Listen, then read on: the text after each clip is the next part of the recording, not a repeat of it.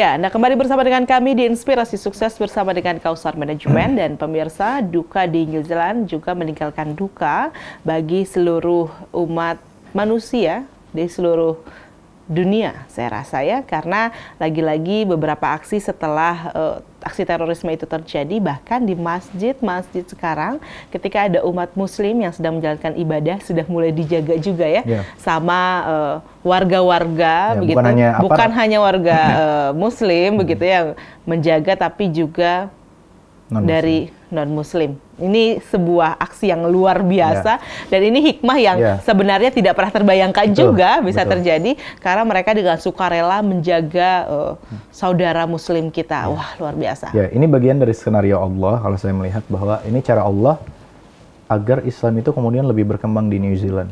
Lalu bagaimana kalau orang berpikir, tapi kenapa Allah kemudian mengorbankan banyak untuk hanya sekedar orang masuk Islam dan sebagainya ratusan orang gitu kan? yang menjadi korban. Ya, ratusan orang menjadi korban. Mereka sesungguhnya yang meninggal dunia mungkin mereka tidak merasakan satu peluru pun masuk ke tubuhnya karena mereka meninggal dalam keadaan syahid di hari Jumat dalam keadaan sholat, ya kan? Berwudu, insya Allah. Dalam keadaan berwudu dan di dalam masjid. Insya Allah. Itu sudah tanda-tanda mereka mati syahid gitu.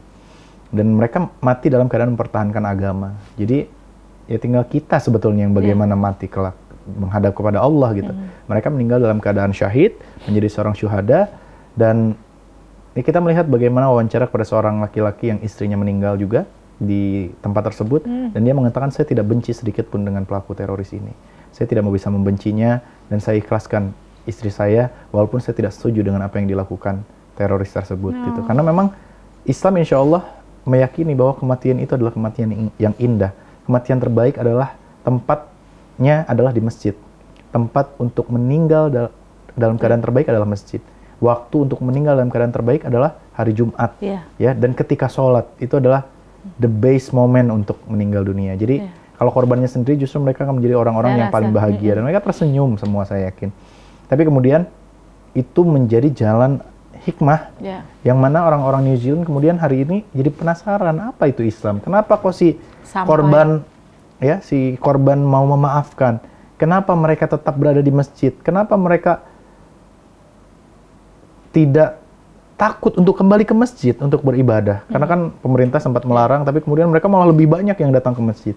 Sehingga orang-orang lebih penasaran, mereka kemudian membentuk pagar dinding untuk menjaga yang sedang sholat, dan setelah sholat ada imam yang berkhutbah, ada imam yang berceramah, mereka ikut mendengarkan, dan alhamdulillah yang saya dengar dari 50 orang korban meninggal dunia, 350 orang masuk Islam. Wallahu a'lam bishawab. Tapi itu berita yang terakhir kita dengar, dan bahkan bukan hanya di Selandia Baru, New Zealand, tapi juga di berbagai tempat di dunia orang semakin penasaran dengan Islam, dan ini cara Allah untuk mengislamkan dunia. Masya Allah, luar biasa sekali. Tapi lagi-lagi pemirsa yang jadi pelajaran juga kemudian adalah kita harus terus meningkatkan ukhuwah kita, begitu ya Kang Irfan ya. Karena sekarang kita tahu bahkan sesama muslim sudah mulai bercerai-berai begitu ya, terpisahkan dengan kepentingan politik dan lain-lain gitu ya. Banyak hal yang memisahkan kita mungkin, atau kondisi-kondisi yang tidak pernah kita inginkan seperti itu. Tapi yang pasti kita harus selalu percaya bahwa saat muslim sudah bersatu, itu adalah senjata terbaik di dunia. Nah, hikmah lain yang bisa diambil Mas Arief apa dari kejadian ini? Hikmah ini adalah sepertinya kita bisa mendekatkan diri kepada Allah gitu ya. Dan kita selalu ingat kemanapun kita berada, kita harus wajib ingat sama Allah, supaya apapun yang terjadi kita selalu dalam naungan Allah. Kita dalam keadaan siap ya. Kita dalam siap apapun yang akan terjadi. Mudah-mudahan kita menjadi syuhada dan jihad di dalam Allah Subhanahu wa Ta'ala. Seperti itu.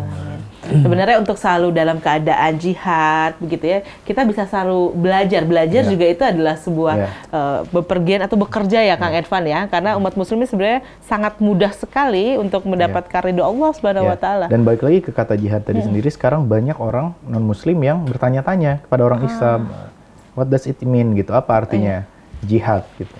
Dan sekarang akhirnya mereka paham bahwa jihad itu bukan perkara datang ke sebuah tempat maksiat dan meledakkan diri.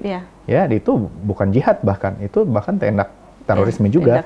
Tapi yang dilakukan ketika berjihad adalah dari arti kata jihad itu sendiri, berjuang, berusaha, bersusah payah untuk mendapat ridho Allah gitu. Dan caranya ada banyak, bekerja itu berjihad, membahagiakan keluarga dengan nafkahnya itu berjihad, Belajar pun adalah bagian dari jihad. Bepergian untuk memperbaiki ekonomi, membantu orang lain, itu adalah sebuah jihad. Dan akhirnya mereka jadi paham bahwa jihad yang selama ini mereka bayangkan adalah tindak terorisme, ternyata salah gitu.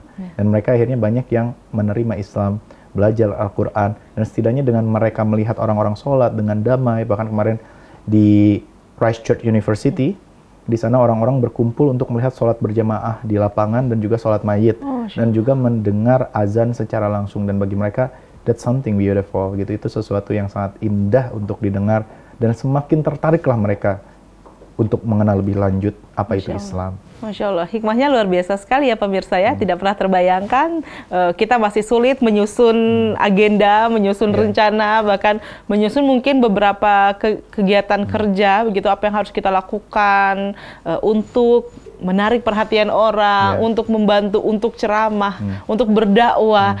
Tapi subhanallah, cara Allah luar biasa sekali, tanpa kita harus bersusah payah mengajak.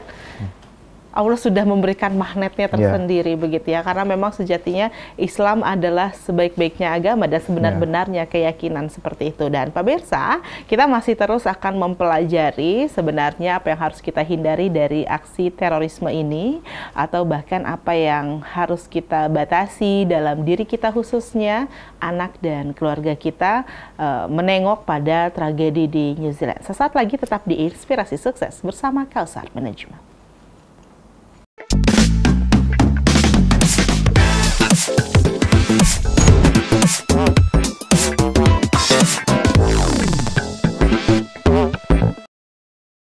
Spiritual, culture building, MC, outbound, dan story.